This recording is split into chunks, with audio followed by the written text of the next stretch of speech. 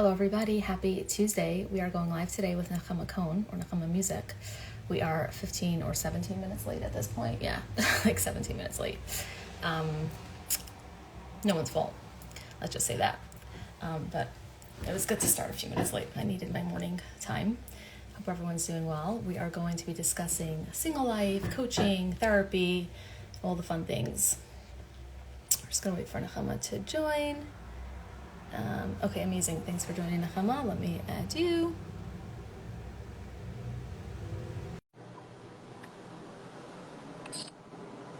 Amazing. Hi, how are you? Good. How are you? Good morning. Amazing. Good morning. Thank you for the extra. You only needed an extra 8 minutes. I needed like the full 17. Okay, no problem. It's amazing how we plan like schedules like this week, and then I planned so many things, and then last minute things had to be changed. And then when the time comes, and I'm like, how did I think I was able to like make that? Like even yesterday, we were supposed to meet yesterday, do this live yesterday. I was like, what was I thinking? Thinking that I could do that I could do this at 10 a.m. on Monday morning. Like I had a million fires to put out. Like thank you, God, for like making that change. And then today I was like, whatever, I wasn't gonna work out. And then you said like we do 10:15, and I was like, yes, I can work out for 15. Nice. So Good. that was good. I thought I was going to do yoga this morning, but last night I woke up in the middle of the night and just started like going through my old songs and rewriting songs. Oh my God. It was like I had no choice a nostalgic night. Yeah, it was amazing. I was writing lyrics basically at 5 a.m. So very cool. You and Taylor Swift. exactly. Amazing. Anyways, thanks so much for being willing to do this. I'm very excited for this conversation because I have no idea where it's going to go. So like we're just going to start and like see where it takes us. Yeah. Okay, so I guess we could start with like single life. I know that you were very open being like an older single. I hate that term, but like because I'm older and I'm single, I can like say it. So like if anyone gets offended, I apologize. Come up with something better, and I will absolutely use it. And like just the things that you've gained, like things like that. And I guess like as you can merge that with like what made you have a passion for coaching. And things like that, like what led that to that direction, if that makes sense. I'm like reading the comments. Someone said, hello, I'm an older single too. Amazing. I'm like, I feel like it's not an identity. Like being single is not an identity. Being married is not an identity. Like I don't understand but I guess we all have to like figure out ways to like describe ourselves. I'm just like trying to. A component of life. It's like, if you're single, if you're married, if you have a child, it does affect your life greatly. So it makes sense that people gravitate like holding on to these terms, but it's not who you are. It's like who you are, and it's part of your life experience, but it's not like a definition of who you are. Correct. Like the same way, like if you were a lawyer, like it would be pretty like vain to like say like I'm a lawyer, like that's what I am, like I'm a lawyer, you know what I'm saying? Like even if you're like you're so much more than a lawyer, you know what I'm saying? So like even if you're single, you're so much more than single. Even if you're married, you're so much more than married. Even if you're a parent, you're so much more than that as well. So okay, so we agree on that. But talk to me, I guess, like tell me, I guess I haven't been like, I'm not so big on Instagram, to be honest, and like I don't think I like followed you back in the day or like was actively following you. So I don't know like what things you've shared, but maybe you can like share those type of things, even like looking back, like what you've gained, what your struggles were, how you grew through it, things like anything that comes to mind. It's like feels like a perfect time because the past couple of weeks since I turned 30, it sounds very cliche. Like I thought I was going to be like, okay, I turned 30, very nice. Like I'm whatever. I wasn't planning to dwell on it and to make it like a whole thing. I just started thinking about like this past decade, like 30, and how much my life changed. I mean, drastically from 20.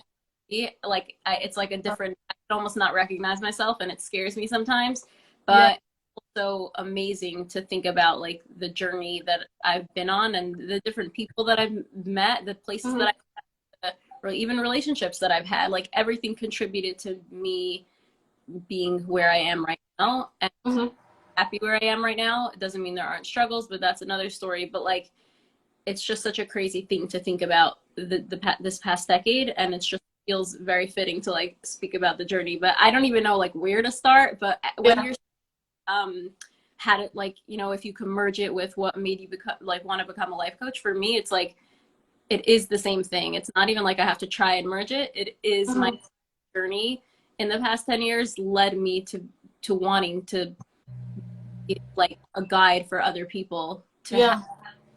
than I did, basically. Hmm.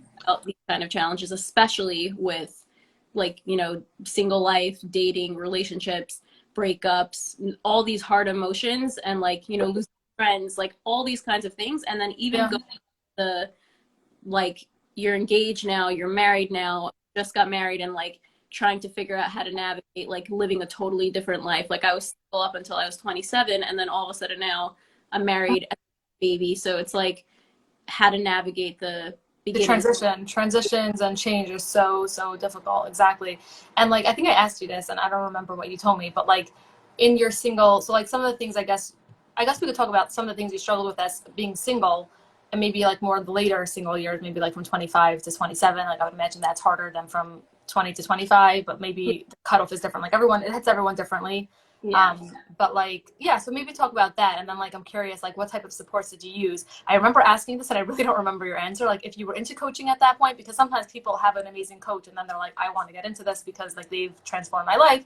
Sometimes they're just like the therapist, or like coach in their family and amongst their friends. And then they just, because they have such a calling for it and they see that they're good at it, they become that when they feel more ready for that. So I'm curious if that was So your, it wasn't directly a life coach, but when I went to Neve when I was 20 or 21, so that's at Mhm. the beginning of the decade, and I actually Yeah. just this rabbi I talked about yesterday, so this is like really full circle. But Okay. I him 9-10 years ago or whenever that was, in Neve, and he actually recently transitioned to like becoming a life coach, and he coaches people, you know, in that life Mhm. coaching capacity now. But he was a rabbi for women's schools for like 30 years, like Well, for adult women. So, well, um, like experience in understanding women's emotions is like very great. yeah. Um, And and he was good at this. Like this is his thing. what? He was good at that. You're saying like he it was his thing. Yes. It was the first person, and especially man, that I was able to speak with, especially a Torah Jew, which was a huge impact for me as well. Yeah. Um, that really was able to like understand, validate, give guidance on like emotional and Torah, like all the aspects. And like it was a very full picture for me of like I have questions, I have, you know, I'm struggling with something, I come to him, hear what he has to think about it, especially also going to his classes in a way when, you know, his Torah classes, and trying to I knew the way he thought and I appreciated his hashkafa and his teaching. So Yeah.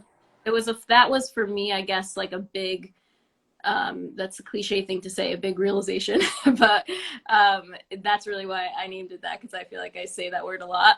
Yeah. It was a big realization for me that that's someone guiding you in your life where you can just turn to and ask questions and like be Mhm. unapologetically yourself with no judgment, with no anything. Someone just there to support you, to cheerlead you, to give you guidance is like so crucial. Like I don't even know what I would have done without this piece of my journey. Like this was a huge factor, having I can turn to someone whenever. That's amazing. And the fact that he's like a male, I think that like in a sense could help so much more also, especially being single. But and even like I'm sure he's someone that you keep up with. He's a coach now, like he coaches people. That's what he does. Like Yeah. that's okay. I So mean, maybe still yeah. he's that Asian. Who I mean, he's a big Torah, big rabbi. But I like, Wow. Wow. yeah, Sounds yeah. incredible. I didn't have Uh, a specific life coach, but to me, like being in touch with him and having someone yeah. that role was a big, It huge part. sounds like he did that. He fit that role. Like so, like that's the thing. Like a coach can be like a mentor can be your coach. You know what I'm saying? Yeah. Like everything has like these titles and like we ascribe certain things to those titles, but the truth is that like a mentor is just usually like an unpaid coach and a coach is usually like a paid mentor, Right. if that makes sense. But like it doesn't have to be that way, and like and one of like everything that you were saying about him sounds like a perfect coach, like someone to cheerlead you, someone to turn to. Like sometimes like we know even like with therapy, like I would say probably like 75% of the help that you get is hearing yourself talk and like Yeah. speaking things out. So if you can do that with someone that's non-judgmental, validating, and not going to do things that are toxic to a coaching or therapeutic relationship, meaning they're not going to guide you heavily or like or misguide you or things like that. That's extremely beneficial. And then I think another piece of coaching, and we could get more into the coaching in a bit, is like the accountability piece. Like having someone that holds you accountable even to And I think that's where I think that's like one of the things that coaches do more than therapists in a sense. Like they'll really be your like accountability partner or something like that. And not that therapists can't do that, but I think that's like a big piece of a coach as well, like to hold you accountable to even like what you said you wanted to do or things that you know co-created, goals that you've co-created. So I'm curious, like was that a piece of your relationship with this mentor, so to speak, slash coach? Yeah, I mean, I also had another mentor in the past few years as well, who was the Mm-hmm. one who led me into working at Shalva, the high school that I teach at now. So that she's a Mm-hmm. part of my journey, although she didn't know me from when I was all the way then. So to me, like the transformation was way greater from Mm-hmm. like, with him. But Mm-hmm. sorry, I lost my train of thought. Yeah, What? no, I'm thinking like how can you share maybe like being single, right? Like when you were single and you were talking to this coach slash mentor slash rabbi, like give us an example of like something that you would have like shared with him that was helpful, if something comes to mind, because I'm thinking that like essentially now you coach people that are single that are maybe struggling or transitioning from single to engagement to or dating, marriage, things like that. And I'm Yeah. curious, like, if there was something specific or many things that like he did for you or shared with you, and specific issues that you brought to him, and then But I yeah. many things, but I would say like with dating, if I would even have him sometimes look into people for me because I wanted his perspective on like what Mm-hmm. he felt, like his intuition on what he felt like from Mm-hmm. people information. But really, I would come to him and I would send him a long email, so it's kind of like a diary entry, just like typing it out and say this is what happened. I went on a date. I went on 3 dates. This is what I'm feeling. This is what he's like. What do you think it's right for me? Like, I'm feeling confused about this. Mm-hmm. Um, I actually just saw an email last night because I was searching in my old songs in my emails, and Yeah. I had sent him saying, it feels like I'm gonna have to live half the life I was meant to if I keep dating this guy. Oh wow. That's pretty loaded. That's me. It's like, you know what's right for you, and you're gonna Yeah. life, and you have your answer. It's like even the encouragement and support to say like trust yourself, believe in Trust yourself. Exactly. that. Lean into your intuition. Exactly. Okay, I still want to talk about the single piece because I want people to leave this conversation feeling less alone. And I know we have a lot of older singles that follow us and you as well. So like share, I guess, what you can, like maybe the couple of the few hardest things and how you dealt with them. What were some of the skills you used? What were some of the things you told yourself, etc. Yeah, so with one of the hardest things, I guess, just in general about being single, watching everyone around you move on and Mm-hmm. you not moving on. And you can move on ways, and there's plenty Yeah. of forward in life, but there's something that's obviously stopping you from moving on in the way that other people move on. And just Mm-hmm. like, even if you're not the kind of person, because for me, I wasn't necessarily the kind of person that said like, I want to have kids like so badly, I have to get married. Like, I wasn't like that necessarily. So I can imagine, I know I had friends who were like dying to be a mother like their whole life. So Mm-hmm. like I there's That wasn't you. It wasn't like that. Like mother, like I must have a child. yeah, everyone has a different level of urgency for different reasons, basically. Sure. With seeing the thing that you want, for me, with the most important and first and foremost that I was yearning for was a relationship. So to see people, get married, and my friends, I actually still have some single friends now, but I'm saying to watch a lot of people. My younger sister got married before me. Oh wow. Yeah, so, and I was so happy for her, and it was amazing. We're very, very close, but Mm-hmm. feel lucky that we had a close relationship, and it was such an amazing thing. And like when she got married, I kind of like I would hang out at her house all the time, just chilling on the couch, like doing Wow. my laptop, doing just like her house, and her husband, my brother-in-law, just became like my safe haven house. Wow. That's amazing. Yeah, this is where I go to, and like they had a That's dog, amazing. but basically it's Yeah. like the beauty of having a close relationship with someone who, which hopefully could happen with a friend also, if you have open communication and you're really close and you're Mm-hmm. friends, you can them getting married doesn't have to be turning their back on you. So Sure. that, I feel like I'm leading into different things, but No, but you're saying like I think.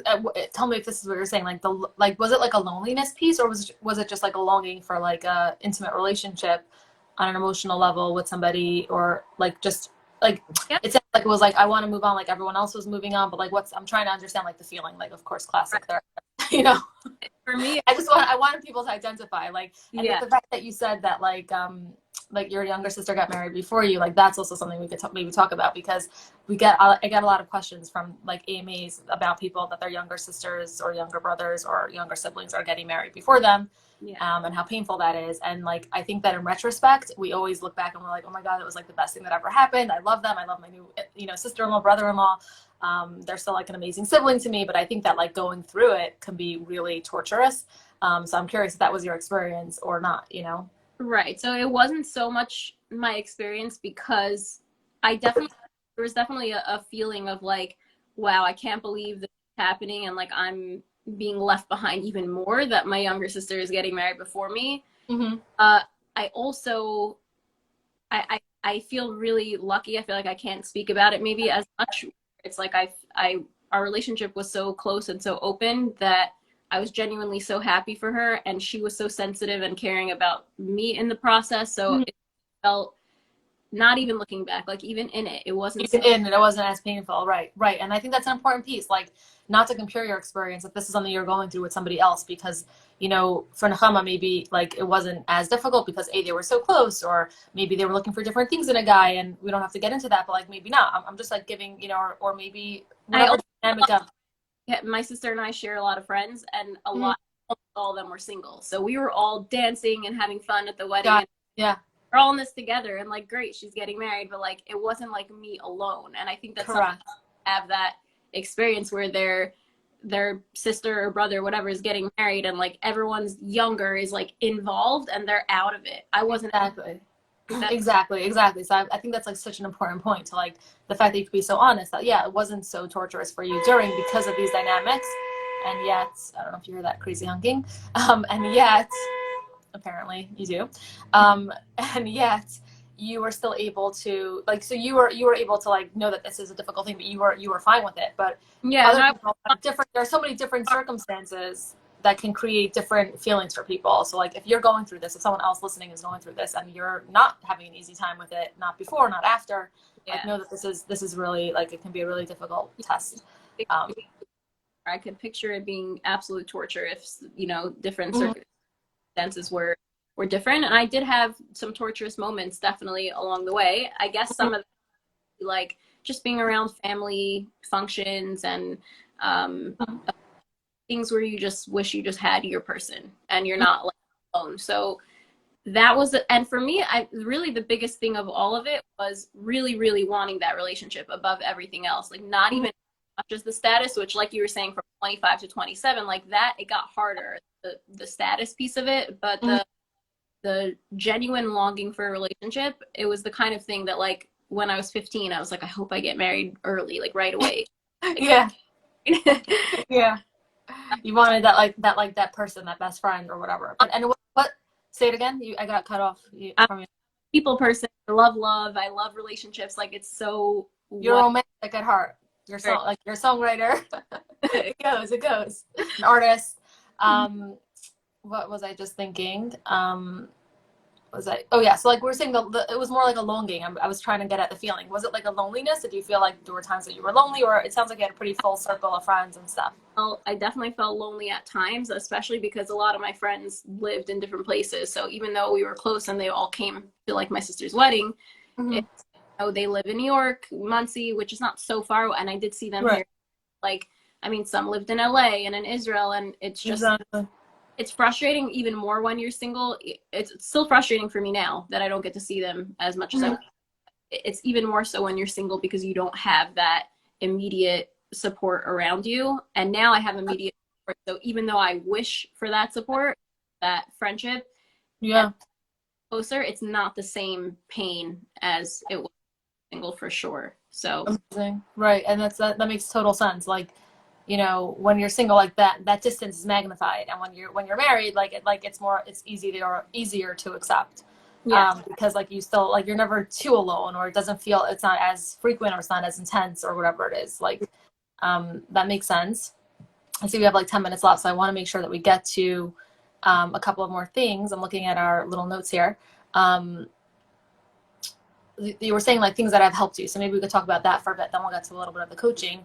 Some of the things that helped you, self-awareness, yoga. And you just said you wanted to do yoga this morning. I'm a big yoga fan. So I want to talk about that for like selfish reasons, just because I'm interested.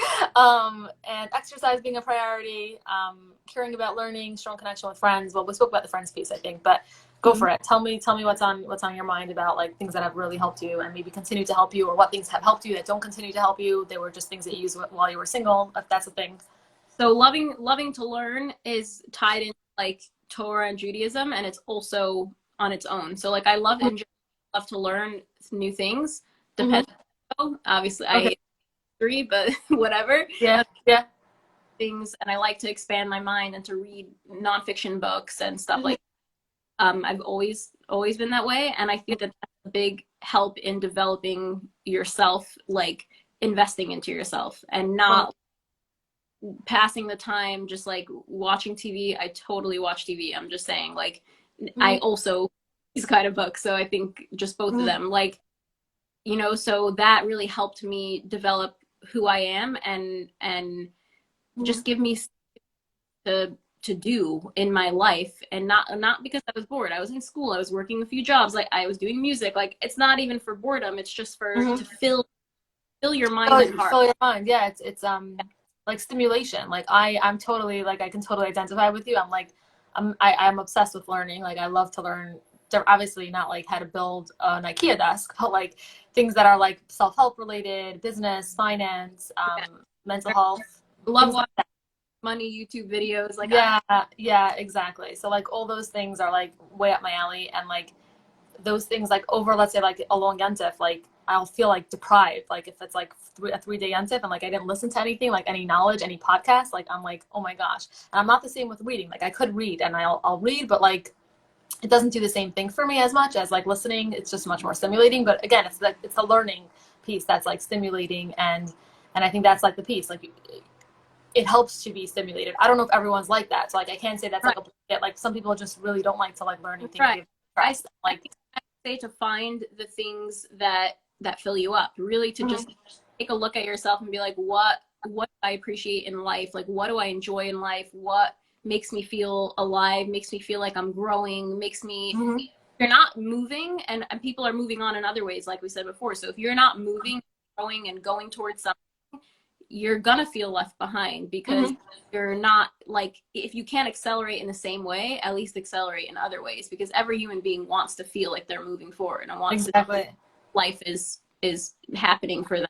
They're having a journey, like they're going through it. They're not like trapped in one place. So I think it's very important to like find out for yourself, if it's not learning, whatever it is that makes you feel unhappy and meaning to your life, it's a very important thing to like be very into it when you're single. Totally. I love that. And I agree. Like you need to feel like you're accelerating.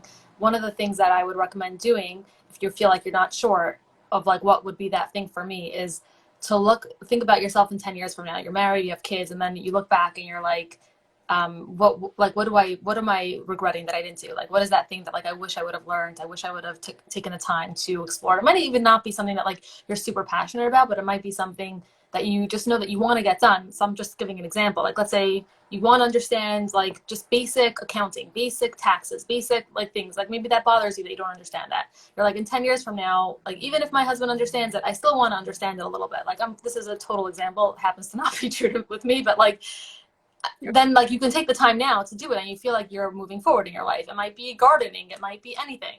It's so true, because there are certain things that it's impossible for me to find the time or ability to do now.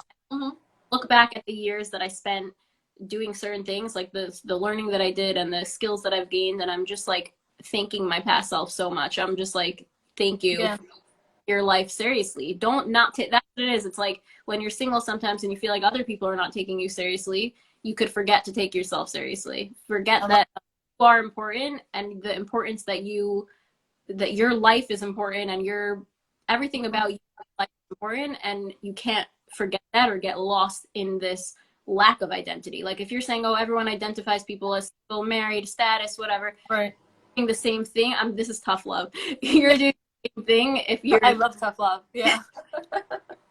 We have more in common than we think, Nechama. You're doing it to yourself.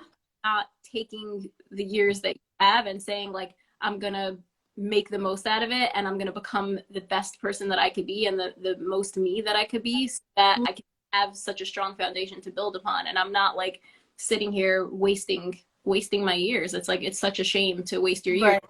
your years seriously. Amazing. I just thought of an amazing question that I had for you. Did you ever like give up on getting married? Like feel like, okay, I might not get married? Because I know there's like a lot of controversy about that. Like some people say like, I'm just gonna give up and like I'm gonna just be single my whole life. And then some people are like me, like I'm like I know I'm getting married. Like I don't care. I don't know when, but I know I will. So like I kind of like that's how I like chill myself out. Does it always work? No, but like I never think like, oh, I'm gonna be single forever. I don't know why. Like thank God, I don't want to have that. But like I'm curious a bit if you like what you're like. So I first of all, that's amazing, and that's strong of you to be able to like constantly tell yourself that. And I know it's very hard, and yeah, it doesn't work sometimes. I think I also tried to tell myself that. I didn't let myself slip into the I'm never gonna get married, but I definitely had days and moments where I was like, you know, what if I never get married? There's no guarantee. And I wrote a song called No, which hopefully you guys will hear within the next year. Oh, that's exciting. Yeah.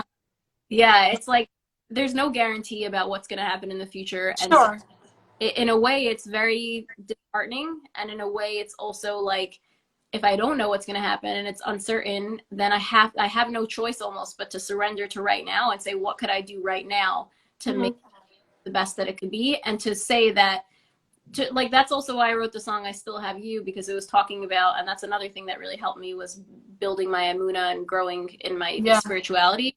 Talking about that, we can speak about so many more things because I'm like a big fan of that too. So like that's a big deal. I mean, like I know that's again controversial. Some people are like, I don't want to hear about amuna bitachon, and some people are like, I don't know how you live without that, you know?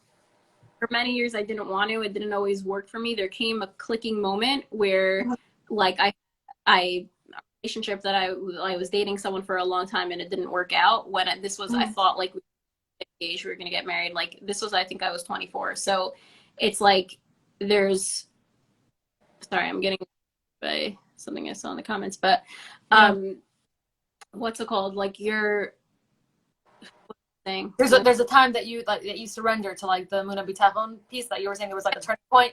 Yeah. So there was a turning point where after this situation happened and I was like at a place of such despair, like in all ways, in my mind, in my heart, in my amuna, and I was just like falling apart. And I was like, I can't, like, I feel like I was a washed out rag. Like, I don't know, I cannot hold myself up. And I was thinking like, I just had like some epiphany where I was like, listen, if I don't know what life is going to be like, if I can't plan and I can't know, there's no guarantee what life is going to be like. There's no guarantee I'll get married. There's no guarantee I'll have children. There's no guarantee that something bad won't happen down the line. Like I thought about the bigger picture of life and thinking like, we really never know any time what's going to happen, what's going to be. So if that's how life is, then I have no choice almost but to say like, here, Hashem, take my life and make it what you wanted it to be, because I can't make it what I want it to be, clearly. Right, exactly. And clearly, totally. It's like a surrender. I tell people that all the time, like with Amun Bitachon. Like I also, in the beginning, like was introduced to me more. I mean, I always listened to different things on it, but never like as like now it's more of like part of a routine for me and like something that like I thrive with. But like, you know, it took time to like surrender to it, you know, and to like realize that like this is something that's like really important for your mental health and well-being and just being a good Jew, you know, like and if religion's important to you, but like it takes time. So I always tell people like give yourself, like it's okay if like it doesn't feel right away. It's okay if you're like I can't do this now, try again in a month or in 6 weeks or in 6 months. Like it doesn't matter, just like keep trying to tap into something spiritual for yourself, because it's for you, it's not for God. Like you're not doing this for him, you're doing this for yourself, to be honest, you know. It was a moment of clarity where it hit me. I can't control any of my circumstances, so if all I have control over is taking the circumstances that I'm given and making the most out of it, because we live here in this world for 70, 80, 90, 100 years, whatever it is, like we get so caught up in this worldly, like all the levels of life and the statuses. And like, do I have money? Am I married? Am I not? Like what exactly. things. Am I pretty? Am I not? But these are so small. They're so insignificant in comparison to like, this is my life. I'm here living on this earth. Instead of getting sidetracked with like all these milestones and things that have to happen, I'm really here. My soul is here in this body to make the most out of whatever my life is, whatever my life becomes. So my shift, like my perspective shift happened, that like it wasn't about getting, my life is not about the goal of getting married. My life is not about the goal of having children or any goal really. My life is the only goal I can have that I have control over is taking my circumstances and saying, Hashem, whatever you give me, this is what, like, I'm here and ready to make the most out of it. Because I was thinking, you know, what one day when I'm not here anymore, I want to look back over my life and say like, I couldn't control that I got married or didn't get married. I couldn't control any of these things that happened, but I controlled like how I used my life, and else that matters more than that. And that's really what I wrote the song I Still Have You about, that I have Hashem and I have myself throughout this process, and every other detail doesn't matter. Wow, unbelievable. I'm like very inspired, very inspired, really. Thanks for sharing that. Okay, we have less than 5 minutes, but I want to get to talk about coaching, what you like your role as a coach, and like what people should be looking for in a coach. And we have to get you on OK Clarity. That's like a side point. We'll talk after. But your journey, like your why for being a coach, I think we know. But like, what's your approach, I guess, and your mindset and things like that. And maybe if you, anything else you want to talk about your coaching, like you have the mic for 4 minutes now. Yeah, so I think my role as a coach is, like you were saying, paid mentor, basically. I don't want people to view me as like, you know, I'm not a financial coach. Like that seems very technical. Like you come to someone and they give you like a script, a way to do things, a formula. I'm a person. I'm like, come to me, share how you're feeling, share how you're doing. Tell me which points you keep struggling against, what you keep bumping up against.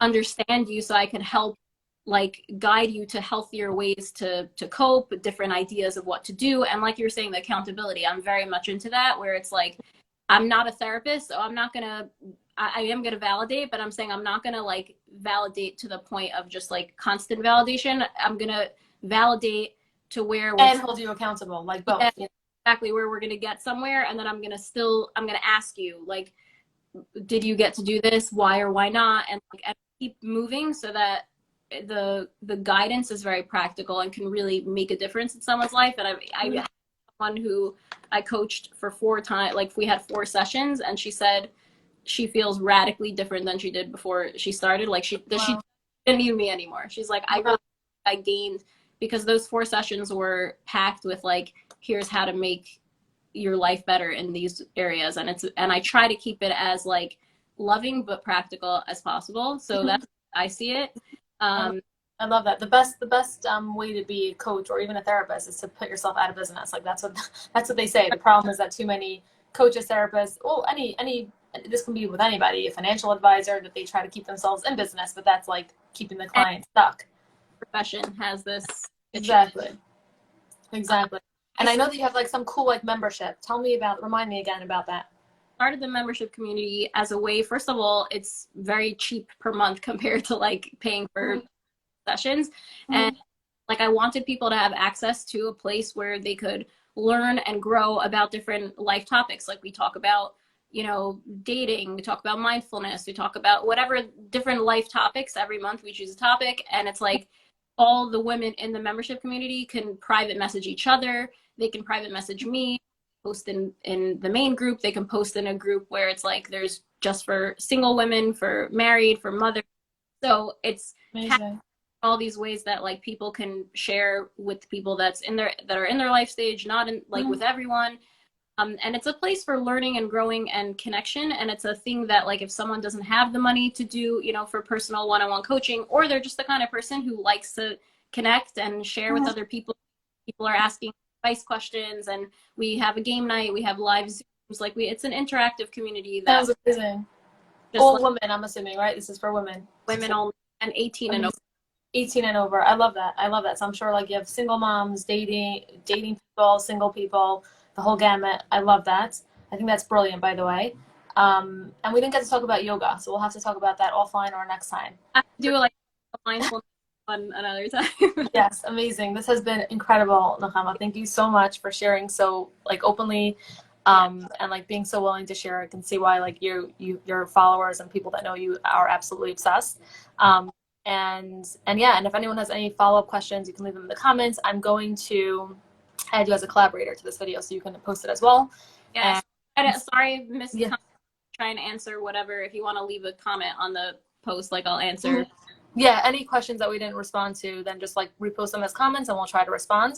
And this has been amazing. Thank you, Nechama. Thank you so, so much. And thank you everyone for tuning in. It was so nice. Have a good one. We'll be in touch. Take care.